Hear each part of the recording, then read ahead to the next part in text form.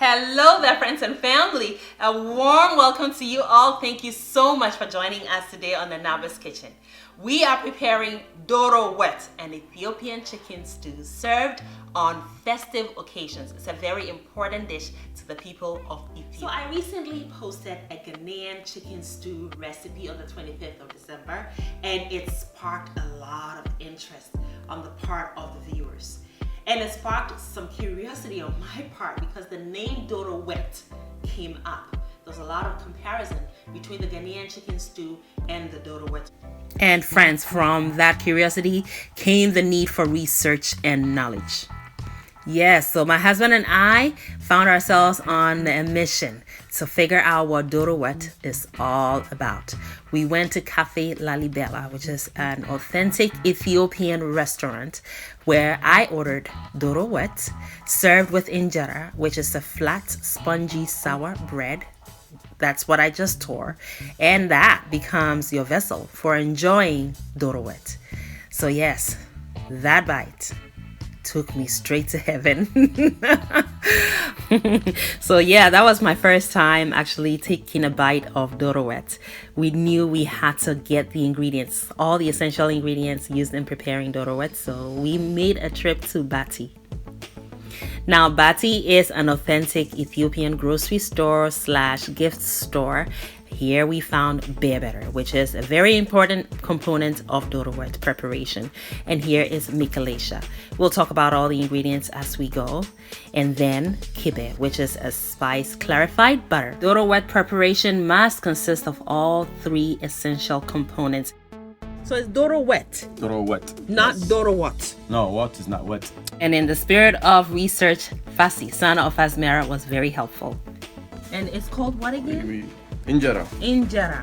And one of the items we bought at Bati is freshly made injera, which we shall serve the Doro Wet on once it's done cooking. And here are the three ingredients that must be incorporated in the preparation of Doro Wet. We also need some lime. We're going to be using that to clean our chicken. And we also need a whole lot of onions. So here we are back in Anaba's kitchen, prepping all of our ingredients needed to put Doro Wet together. So here are my onions. We are going to put these in the food processor to get a chunky texture. Per the research we made, we found that Doro Wet has to have a lot of onions. So we're using red onions. Why? Because the end product has to be a dark, rich red color. So the red onions just goes with the theme. So here it is in the food processor, and we want a chunky texture. Next step is to put all the processed onion straight into the pan you're going to be cooking the Doro Wet in. No other ingredients will be added at this point. It goes straight to the stove or to your fire, and you start drying the juice from the onions. So that's the next step. We took the cooking or most of the cooking outside today. It was such a beautiful day when we put this Doro Wet together, so we wanted to enjoy the weather. So yes, now it's on the fire and it's going to just dry out as much as possible. That took about 15 minutes, and then we're going to now add the cooking oil. Now this is avocado oil because we're needing quite a bit of oil in this preparation, and I really wanted to use a healthier kind of oil. You may use any kind of oil you have readily available to you. Now we're preparing our chicken. Now the chicken, I have dark meat only because I do not want to end up with dry pieces of chicken. What I'm doing at this point is cleansing the chicken, which is where the lime comes in really handy. So this chicken have been skinned. That's how it's prepared originally. And I'm going to be using the lime juice and the lime itself to scrub the chicken. They've been washed already and skinned, and now we're scrubbing it, especially the wings, because it's really almost impossible to skin chicken wings. Now, while that's going on, we're going to be checking on the onions periodically. Now, once we're done scrubbing the chicken with the lime, we're going to wash them off, Put some more lime juice onto the chicken and also incorporate some salt. And there that goes.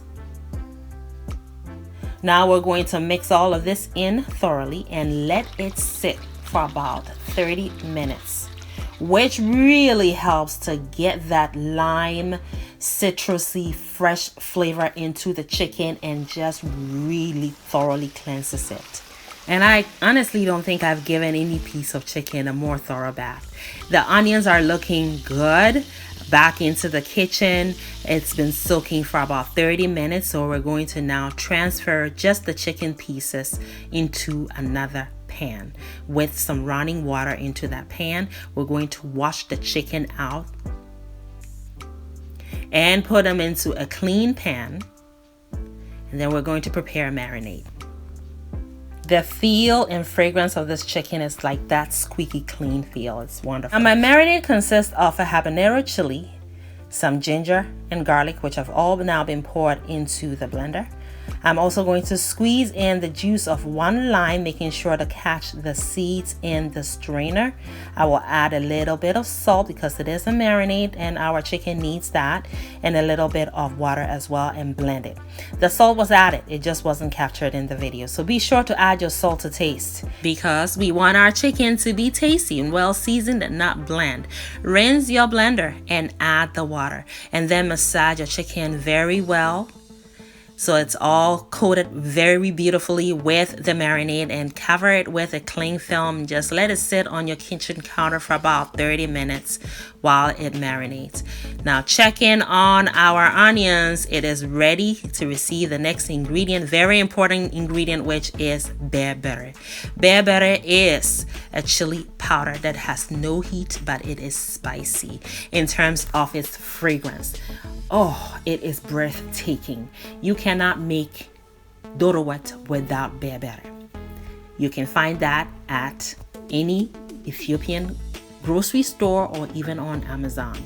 Now I cover it and let it cook for about 12 minutes. And then go back and you'll see that the oil is starting to separate, and now it's the time to add the next very important essential component, which is kibe. And kibe is the spiced clarified butter. You have to have that in Doro Wet as well. It is not Doro Wet if it does not have berbere, kibe, and the next ingredient, which I shall talk about very soon. Now stir that in after you add the kibe and let it continue to cook, and then about 5 minutes afterwards, we're going to now add our chicken. We need to add our chicken. Now, this chicken here is not the tough chicken. It is the soft kind that doesn't take much time to cook. So bear that in mind. We're now going to incorporate our chicken. So put all the chicken pieces in there and stir them in and make sure that this beautiful sauce is coated on your chicken. And then also add the marinade, the rest of the marinade. It has ginger, it has garlic, and the optional ingredient of habanero chili. Now, friends, while the berbere has cayenne pepper in it, it's a composition of several spices, including cayenne pepper. At some point, that spicy, incinerating nature of cayenne pepper becomes mild. It almost diminishes completely. And so that's why I add my habanero, and I call it optional because I was taught to cook chicken with a little bit of chili heat. So if you don't mind chili heat, then by all means add some habanero chili and you'll have yourself an exquisite tasting pot of Doro Wat. I've added some water to thin up the sauce, and at some point I also added some salt to taste. Okay, so stir all of that in. You need that water to help cook the chicken through for the next 20 to 30 minutes while the chicken cooks through completely. The next component, which is also crucial in the preparation of Doro Wat, is what just went in and is known as Mekelesha, which is a very special Ethiopian spice blend. It is also very potent. So a little bit is all you need. And it is the final crucial component that you would incorporate into your Doro Wat to bring fragrance. So think of it this way. You know, your hair is done, makeup is done, you have your beautiful clothes on, you're ready to step out to your date night with your boo, and you spritz on that designer cologne, just a few spritz here and there. Yeah, that's Mekelesha. So a little bit though, not too much. All right, now we have our hard-boiled eggs. Yes, you cannot make Doro Wet without the hard-boiled eggs. And I think that's what really threw off a lot of, especially Ethiopian people, when I made my chicken stew, my Ghanaian chicken stew. I added my hard-boiled eggs in the end. The stew looks just like this in terms of its colors. So people were like, no, this is Ethiopian Doro Wet. So there you have it. Look at this beauty right here. We are ready to skim off the fat. Although I use avocado oil, it's just a heart healthy kind of oil, I'm still going to skim it off because let me tell you something.